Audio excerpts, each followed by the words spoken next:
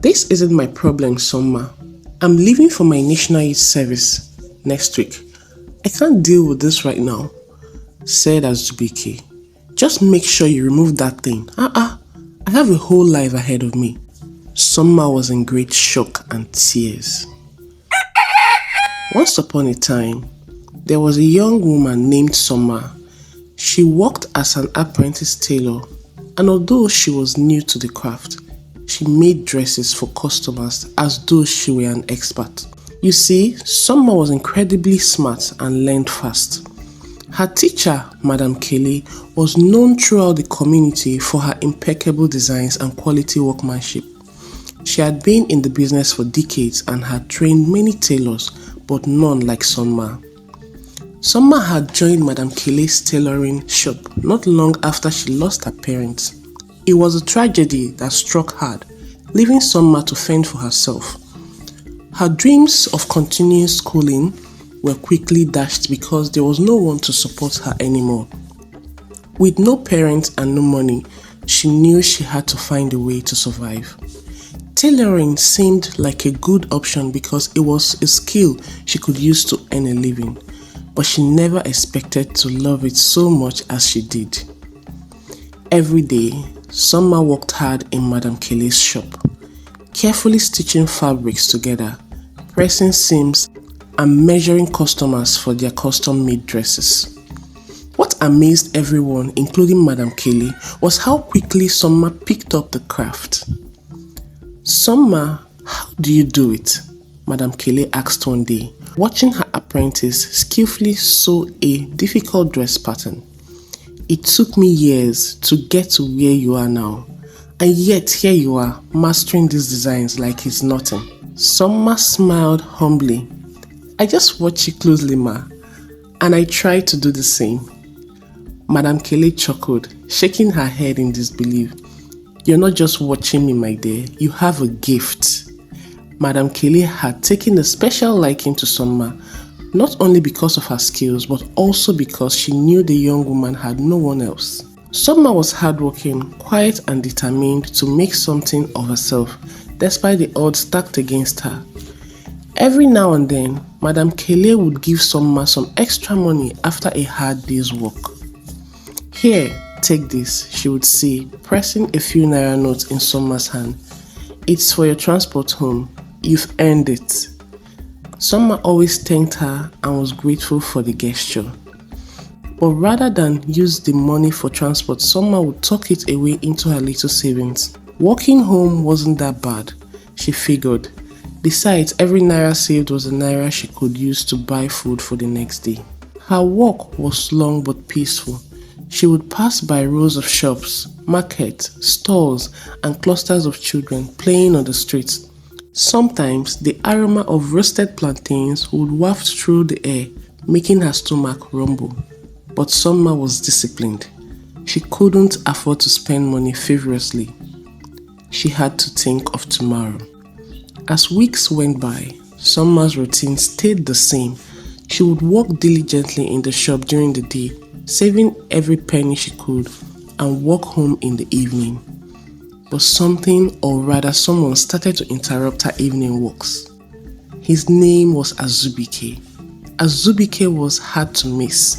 He was tall, handsome, and carried himself with a kind of confidence that only someone who had everything could.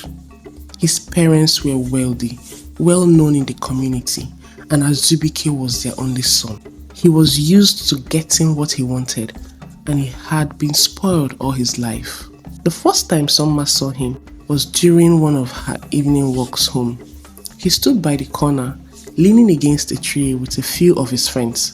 They were all laughing, chatting, and generally enjoying the carefree life that young men like him often had. Summer didn't pay much attention at first, but she could feel Azubike's eyes on her as she passed by. Every day, Azubike seemed to be in that same spot, and every day his eyes followed her as she walked by. At first, Summer didn't think much of it. She wasn't one to entertain distractions. But after a few days, she began to feel self-conscious, wondering if he would ever say anything. And one day he did.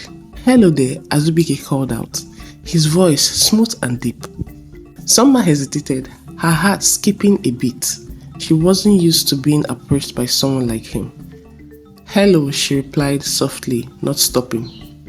She continued walking. Azubike quickly caught up to her, walking beside her with ease. "You walk this way often," he remarked, flashing her a charming smile. "I've noticed you." Summer smiled politely, unsure of how to respond. "Yes, I do. I'm just going home." Azubike nodded. "Mind if I walk with you?" Summer glanced at him, wondering what his intentions were, but there didn't seem to be any harm in walking together. "I don't mind," she said finally. And so their walks began. Day after day, Azubike would meet her at the same spot and walk with her.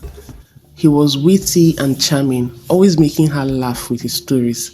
Sometimes he would tell her about his life, about how he was preparing for his NYSC and how he had big plans for his future. Summer listened, intrigued by his world, which was so different from hers. But before long, Azubike started bringing her gifts. It began with small things, a packet of biscuits and cold Fanta. But as the days went on, the gifts became more elaborate. He bought her dresses, a wristwatch, even shoes. Summer was overwhelmed by his generosity. No one had ever treated her this way before. She started to believe that maybe, just maybe, he truly cared for her. One evening, as they were walking, Azubike turned to her and said, "You know, Summer, you're different from the other girls I know." Summer looked at him, surprised. "What do you mean?" Azubike smiled. "You're humble, hardworking, and you don't ask for anything. I like that about you." Summer blushed, not knowing how to respond. She wasn't used to compliments like that. They continued walking, the silence between them growing comfortable. Summer felt herself softening towards him. He had been so kind, so attentive. She couldn't help but start to care for him too. Little did she know, however, that Azubike had different plans. As time went on, their relationship deepened. Azubike's charm was undeniable, and Summer found herself trusting him more and more. Eventually, she gave in to his advances, convinced that he truly loved her. It wasn't long before Summer started feeling off. She wasn't herself anymore. She was constantly tired, always sleepy, and struggled to keep up with her work at the shop. Madame Kele, ever observant, noticed the change in her. "Summer," she said one evening after work, "I need to talk to you." Summer looked up, startled. "Yes, ma?" She replied. "Sit down, my dear," Madame Kele said. "I've noticed you haven't been yourself lately. You look tired and even pale. What's going on?" Summer sighed, rubbing her forehead. "I don't know, ma. I've just been feeling off for the past few weeks. I'm not sure what's wrong." "Have you gone to the hospital?" Madame Kele asked, showing concern in her voice. "No, ma," Summer replied, shaking her head. "I can't afford the bills."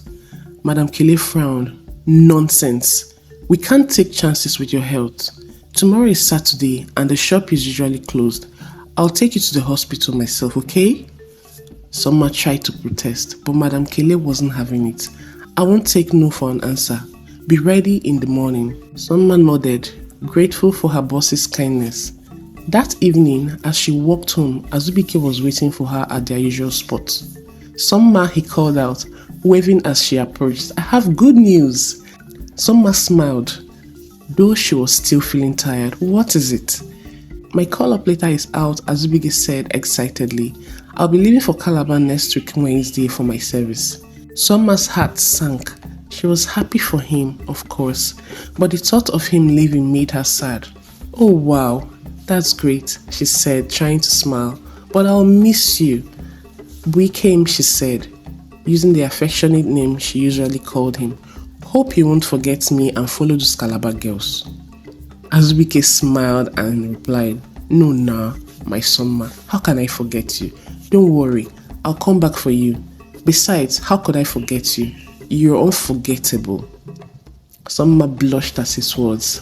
Feeling reassured, they hugged and Azubike walked her to her house. The next day, Soma went to the hospital with Madam Kelly. After running some tests, the doctor confirmed that Soma was pregnant. Soma screamed in shock. She couldn't believe it. Pregnant? How could this be?